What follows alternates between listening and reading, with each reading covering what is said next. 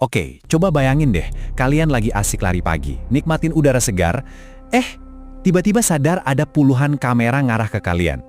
Ini bukan film loh, ini fenomena baru yang lagi rame di Indonesia, di mana gara-gara AI, lari santai kalian bisa mendadak jadi ajang pemotretan massal. Yuk kita kupas tuntas soal ini. Nah, inti dari semua keresahan ini datang dari pengalamannya Ismail Fahmi, seorang analis media sosial. Dengerin deh kutipannya, sangat intimidatif, gak nyaman sekali. Wah, dalam banget ya. Kata-kata ini benar-benar ngegambarin apa yang mungkin kita semua rasain, dan inilah yang bikin heboh se-Indonesia. So, ini nih pertanyaan besarnya. Sebenarnya, di mana sih batasnya antara sekedar motret momen di tempat umum sama melanggar privasi orang? Nah, disinilah kita bakal coba cari jawabannya bareng-bareng. Oke, kita mulai dari bagian pertama ya. Kita lihat langsung pengalaman nyata yang jadi pemicu semua perdebatan ini. Jadi ceritanya gini, waktu lagi jogging di Palembang, Mas Fahmi ini ngerasa kayak selebriti yang lagi dikejar paparazzi. Serius, dia ngelihat banyak banget fotografer. Bahkan di satu titik ada 6 orang. Jalan dikit, ada 5 lagi. Gila kan? Ini bukan cuma 1-2 orang iseng, ini udah kayak rombongan. Dan ternyata yang rasa-rasa itu bukan cuma dia doang. Waktu Mas Fahmi nge-share pengalamannya di media sosial, postingannya itu dilihat 12,2 juta kali cuma dalam 3 hari. Wow, angka segitu gede banget. Nunjukin kalau isu ini tuh bener-bener nyentuh banyak orang. Cerita serupa juga datang dari Mas Mukshin di Jakarta. Dia saking gak nyamannya sama fotografer yang menjamur di GBK atau Eco Park, sampai-sampai dia ganti rute larinya ke tempat yang lebih sepi. Coba bayangin, cuma buat olahraga aja dia harus ngubah kebiasaan demi ngehindarin kamera. Keganggu banget kan jadinya? Oke, sekarang kita geser ya. Dari masalahnya kita coba lihat teknologi apa sih yang ada di baliknya. Jadi gimana sih cara kerjanya? Sebenarnya simpel tapi canggih. Gini, fotografer motret orang-orang di tempat umum, terus fotonya di-upload ke aplikasi namanya FotoYou. Nah, kalau kalian mau cari foto kalian, tinggal upload selfie aja, nanti AI-nya yang nyariin. Kalau ketemu, ya kalian harus bayar buat download foto kalian sendiri. Ini model bisnis baru yang nyambungin fotografer sama orang yang difoto pakai kecerdasan buatan. Nah, teknologi kayak gini udah pasti bikin perdebatan panas. Yuk kita lihat argumen dari dua sisi yang berbeda. Oke, di satu kubu, ada masyarakat umum yang ngerasa privasinya keganggu. Mereka nggak dimintain izin, ngerasa diintimidasi, dan khawatir mukanya dipakai buat tujuan komersial. Tapi di kubu seberang, ada para fotografer yang bilang, ini mata pencaharian kami.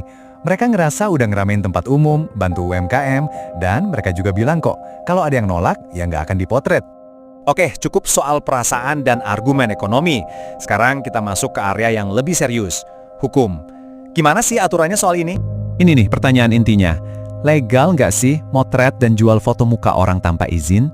Ternyata jawabannya agak abu-abu dan rumit. Biar paham, kita harus kenal dulu sama satu istilah penting ini. Data pribadi spesifik. Ini bukan data sembarangan ya. Menurut Undang-Undang Perlindungan Data Pribadi atau UU PDP, ini tuh kategori data yang paling sensitif. Nah, disinilah semuanya jadi beda banget. Menurut UU PDP, foto wajah kalian itu bukan cuma gambar biasa. Secara hukum, levelnya itu setara sama data biometrik, info kesehatan, bahkan catatan kriminal. Ini nunjukin betapa seriusnya negara seharusnya ngelindungin data wajah kita. Tapi, nah ini dia masalahnya. Aturannya sih ada di UU PDP yang disahin tahun 2022. Cuma, lembaga yang tugasnya ngawasin dan nenggakin hukum ini belum dibentuk juga sama pemerintah. Jadinya ada kekosongan hukum, gray area gitu, yang bikin praktek kayak gini bisa jalan terus tanpa ada konsekuensi yang jelas. Oke, kita masuk ke bagian terakhir. Kita bakal bahas risikonya apa aja, dan gimana tanggapan dari pihak-pihak yang terkait. Terus, emangnya kenapa kalau foto muka kita disalahgunain? Wah, risikonya itu nyata banget dan serem loh. Pertama, muka kalian bisa dipakai buat bikin akun medsos atau aplikasi kencan palsu buat nipu orang. Kedua, ada teknologi face swap. Muka kalian bisa aja ditempel di KTP atau SIM digital palsu. Ketiga, nah ini yang udah sering kejadian. Foto kalian dicomot buat ngajuin pinjol ilegal atas nama kalian. Dan yang paling parah, muka kalian bisa dipakai buat video deepfake. Bisa buat meres, iklan palsu, atau bahkan amit-amit konten porno. Terus gimana tanggapan pihak-pihak penting? Nah, FotoYou bilang sistem mereka aman dan user punya kendali penuh. Pemerintah, lewat Komdigi, negasin kalau nyebarin foto muka tanpa izin itu nggak boleh.